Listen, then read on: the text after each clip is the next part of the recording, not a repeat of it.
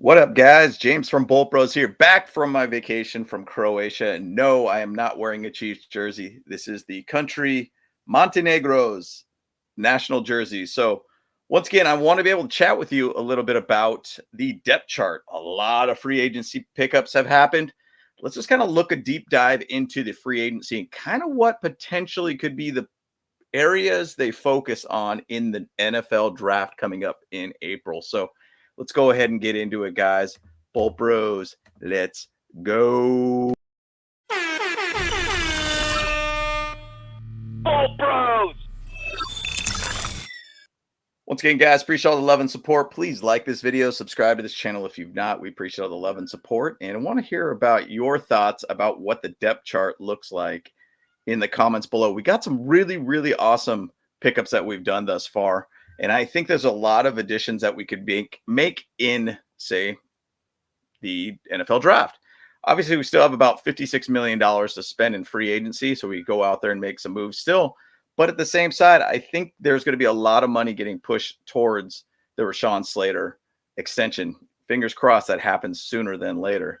Love to be able to at least have him locked up right now before it becomes a distraction going into the season. So I'm putting in faith with the whole entire coaching staff and GM and everything like that to get that deal done sooner than later. So let's jump in real quick and kind of just look at what the whole depth chart looks like. Now, once again, right here, I want to just kind of show some of the free agents that have and cap casualties for this team. So obviously Gus Edwards is gone, Shaquille Quarterman, Stick, Hayden Hurst, Chris Rump, DJ Shark, J.K. Dobbins, Brennan Hymus, Sam Mustaford, Foster Sorrell, Eli Apple, Tony Jefferson, Marcus May, and Asante Samuel Jr. are all still out there, being able to go out there and to sign to any team. So if I was to look at any of these players, it would be awesome to be able to get J.K. Dobbins back. It would be great to be able to see Shaquille Quarterman come back for special team sides of things, since Nick Neiman did move on to another team. I think he was good in special teams for us. You know, Sam Mustaford's one of those guys that could be a good flex player throughout. He could play into the center. He could play basically guard. He's been a guy in the NFL that has had multiple positions on the line. So I think that he would be a good addition as a depth piece for us. Foster Sorrell has been a guy that's obviously been with the Chargers for a good amount of time too, and could find his way back on this team to add more depth to the O-line. I'm pretty sure Tony Jefferson will be back with the team. It just totally makes sense. Obviously, it's a guy that they pulled from retirement to basically come over and play for the Chargers and had a very good year with us, in my opinion. Marcus May could be another guy for depth, but I would really probably say Tony Jefferson will be the guy that'll take the safety position. And then Asante Samuel Jr., I think he's already been visiting a couple different teams out there.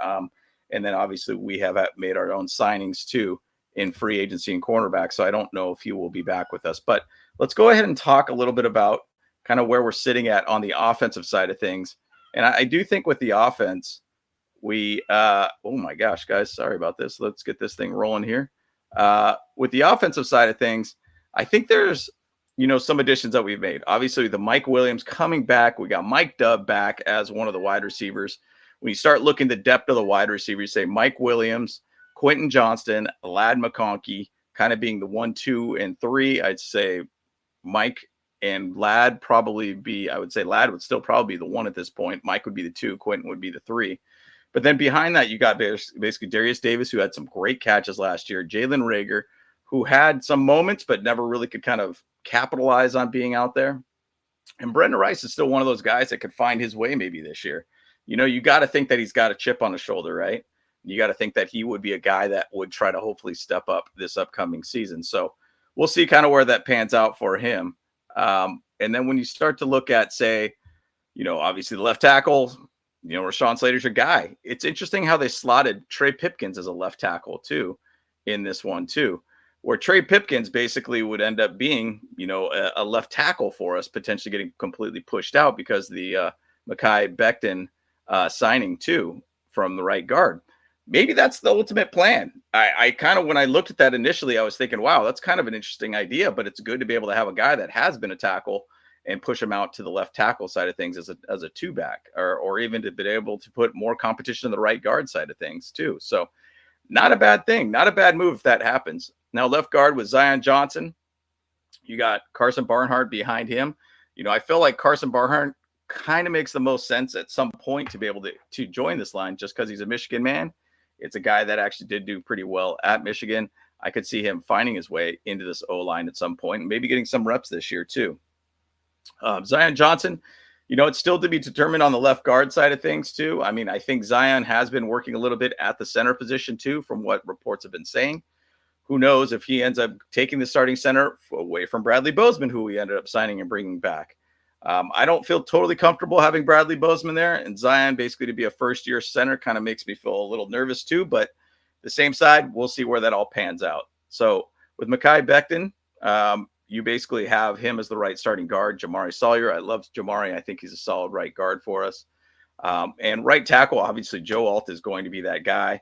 Tyler McLean is basically the backup now. So when you start looking at that, you kind of look at that core amount of O-line. I mean, there is going to be some room there to add more players. Now, will it be center? Will it be more of a left guard situation? Who knows? Those are areas that I think that could be attacked in in the NFL draft. Now, wide receiver, obviously, I think it's really going to be best player available. Like, I'm a big fan of going after a wide receiver for our first pick. I've even seen Tetero McMillan being a guy that has been slated to come to us at 22 with a lot of mock drafts out there. Obviously, Matthew Golden is one of those guys. If you had a guy with 4.29 speed at the wide receiver room, that wide receiver room just looked 10 times better, in my opinion, if you do that. That would be phenomenal. So where they could attack those type of areas. Now, one of the areas that I think is going to be the big area that we're going to focus on, and it's a huge draft for tight ends, is going to be the tight end room. So right now you currently have Will Dissly there, right? Tucker Fisk, who I think did fantastic with us. McKalen Castles is a guy that we picked up on free agency and was a guy that the Chargers did interview last year. Didn't draft him, but we ended up picking him up on free agency, or actually it was onto our practice squad and we picked him up. He's got a very good big body kind of guy. He's a guy that really fits kind of that Harbaugh kind of mold, 260 type guy, big body, kind of an additional blocker, essentially. He could find his way at some point, maybe to get somewhere with this team, but I'm not sure if it's going to be this year because I expect them to go after a tight end. As you start seeing what other teams are doing with free agency, some players could find their way to at 22, like, a Colston Loveland potentially could find his way at 22. There's a little bit more focus on teams ahead of us, possibly going more running back sides of things. You got to think teams that are closest to us that probably will go after a running back, the Steelers and the Broncos. I mean, they could be going after basically, Amari Hampton. Ashton Genty's probably not going to find his way that way. I saw that the Bears are probably going to be picking him up at pick 10, I believe it was. But tight end is one of those rooms that I think is going to have a very big focus. I'm not sure if it's first round. If it's Colston Loveland, that's a dream situation for us to add another weapon out there for us. We'll see if that happens or not. I mean, that's one thing. That's the joy of watching the draft and seeing how the drama unfolds between players. Or you could maybe go to Harold Fannin or basically a Arroyo. Am I saying that name right? Anyways, a tight end from Miami. Going after him could be in second or third round type situation too. So we'll see where it all pans out. But tight end is going to be a very critical position, in my opinion. I do think, once again, it's going to be about best player available at that point when they can go out there and draft a player. So we'll see. Now, running back, Najee Harris, and then you go Hassan Haskins, Kamani Vidal, Jarrett Patterson. That is one of those areas. I'm not even going to focus on quarterback. We know we got a quarterback there, so we're good. But with the running back being a very, very deep draft, this is something that they will attack at some point. Now, once again, at 22, if you get a opportunity to go after Amari Hampton has been one that's been slated quite a bit to be able to get to the Chargers. If you go out there and you have a opportunity to get one of these higher end type running backs, I mean, would you do that? I mean, personally, I like Travion Henderson from Ohio State, and it sounds like he could be slated more into the second round, and that would be an absolute home run hit for us if we get him, and maybe even try to trade up in the second round to go grab him, because I think he'd be a great addition with Najee and to be able to have kind of that home run guy. Now, once again, J.K. Dobbins could find his way back here. Who knows? Maybe he's just kind of looking out all the opportunities that he possibly can get and seeing where he potentially ends up landing. So, and finding the best deal for him. So, who knows where it goes. Now, fullback, Scott Matlock, that's kind of a position that's going to flex for us all around. Now, going to the defensive side, Deshaun Hand, defensive end, Justin Aboigbe, Christopher Hinton currently right now. I like that group, and I do feel that Justin Aboigbe is going to have a bigger part in this team next year. I think he kind of sat out a lot of this year to get his neck kind of right, making sure his body's all ready to go for next season. I think he's going to have a lot more going on there. Deshaun Hand is a guy that I think could be a very under the radar type pickup for us. The more I watch into his highlights and understand what he could do, we're going to have a D line that's going to be highly aggressive and actually be able to get a lot of penetration in the middle of their O line. I think we're going to have a very, very interesting look as a D line and a very, very aggressive O line all around. So big body guy, and I love it. I love it. Tier Tart, love having him back. Naquan Jones, obviously both are going to be very, very good additions for the nose tackle, but it's one of those areas when you kind of start looking at the nose tackle that you might want to add one more guy there too. Who knows where it will go with that, but I think it wouldn't be a bad thing if we get a really, really solid nose tackle in the draft. Defensive tackle, Tito Bonia, Scott Matlock right now. You got to think there's going to be some additions there in the interior defensive line, which is a very good draft this upcoming year. Now, Tuli Tuipulotu, Caleb Murphy, Chris Collins are known as the left outside linebacker. I really do want to see Tuli get his shot at being a full-time starter. I think he did very well for our team, even as a third slotted outside linebacker for us. I think he had 8.5 sacks for us, led the team. But I do think that there's going to be a chance that we'll go after another guy because, once again, you did get Khalil Mack on a one-year deal. You know that's not the long-term plan. You want to have a guy who could kind of grow under Khalil Mack, Tuli, and Bud Dupree. So we'll see where that goes. Now, is it going to be Tremon Morris Brash? Who knows? The coaching staff talked pretty heavily about him, and they feel very confident about what he could provide for this team. So he could be maybe getting a big, big leap for this second year in the NFL. Who knows? We'll see. But left side and right side linebackers, left side is going to be Deion Henley, Junior Colston, who I expect a big leap this year. Jeremiah John Baptiste is in the back end there too, with Denzel Perryman on the right side, Troy Dye, and Adelshawn Phillips, who is going to be more of a special teams guy for us, but he will probably get some snaps on the field this year. So I'm excited to be able to see what happens there. Who knows if we end up going on a linebacker side of things. It's a pretty filled out group right now. I would probably think there might be more of a back end type linebacker that they pick in some of the later drafts, 5th round type situations, possibly. So left cornerback, Dante Jackson, Action Jackson. He's going to be a good, solid addition for the left side cornerback. Dean Leonard, who obviously did well for us in special team side of things, and also did get a pick in the Texans game in the playoffs. Possibly we could go after another cornerback. We will see where that kind of lands for us.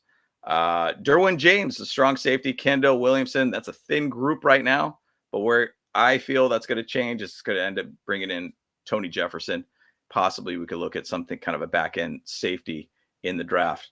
Lohil Gilman as the free safety with Elijah Molden, who just got that re-signed contract with Emily Johnson in the back end. So there is kind of a little thinner of a group. That's where that whole Tony Jefferson addition is going to happen for this team. It just has to happen at this point. So, and then when you start looking at the right side cornerback, Cam Hart, and then we also got Benjamin St. Just, I think is how you said Juiced, I think is that how you pronounce it. He's one of those guys that's got a lot of field time. He has the opportunity to be able to make it happen. I do think Cam Hart's going to be ultimately the starting cornerback for us. Tarheeb Still, I think, will be phenomenal for us. I think, once again, he has the ability to make big plays. I mean, he was an absolute stud for us last year and a great pickup for us. Pairing him with Dante Jackson and Tarheeb, that could be two guys that are just big play type ability kind of guys. I'm excited to be able to see where it works with both of those. Dante will be a lot more off coverage kind of guy, zone type cornerback for us. I think he's going to be solid for us. But Tarheeb, I think, will be a starting outside cornerback with us, possibly with Cam Hart and probably rotation within Dante Jackson. I love that we signed a fair amount of cornerbacks. You can never have too many of them. We have a very good cornerback group. But once again, I think there's a good chance we could go after another person. And just Sir Taylor, I think, once again, he's been a guy that's been very, very good for us in the nickel position too. Tarhi might kind of be more the nickel. I personally would like to be having him more on the starting outside cornerback. So once again, that's kind of where we're sitting at with the team. I think there's a lot of positions here with this team that could definitely grow a little bit more in the draft. I'm going to say that this draft is going to be best player available. Right now, you got 10 picks to work with. I personally think what's going to happen is that we're going to probably go with whatever best player that we get in 22. I think there's a great chance that we're going to get a tight end at 22, and I think it might be Colston Loveland based upon what other teams in front of us in moves that they made. Once again, that move that the Broncos made where they ended up signing Evan Ingram, that kind of took them a little bit away from thinking about a tight end at 22. You think the Steelers in front of you, you probably don't need that either too. So there's a fair amount of opportunity where Colston Loveland might find his way at 22. I do think it's going to be more of a tight end, possibly defensive end if there's a very, very solid addition there. Possibly even Tyler Booker, the left guard, to basically just kind of just stir up that line a little bit more, get more talent, make a bigger O-line, and a lot more scarier all around. Because one of our issues was a lot of issues within the interior O-line. So adding a guy like that at 22, getting one of the best guards in the draft, that's a very Harbaugh move, right? So we'll see where it goes from there. I think basically round 2 could be possibly a running back. It could be possibly a wide receiver. Somebody slides down to that area that fits well for us. I do think that the talent pool for wide receiver does get a little bit light after the first couple picks. And then after that, it kind of gets a little thin for us. But defensive end, I think, will be a position that we'll look at. Center is definitely one that we'll look at probably in the first 4 rounds. I feel like that's going to be the focus. It's going to probably be running back, tight end, defensive end, and center, in my opinion. So we'll see where it goes, but I'd love to be able to hear from you guys on where we could fill out our depth chart further in the draft. Where do you think we're going to go for maybe the first 4 rounds? I'd love to be able to hear from you in the comments below about where we'll go, what areas that we'll attack in the draft. So once again, like this video, subscribe to this channel if you've not. We appreciate all the love and support. Once again, James from Bolt Bros. Let's go. Hey, what's up? Cameron Dick here watching Bolt Bros podcast. Let's go. Charged up, Bolt Bros on the night.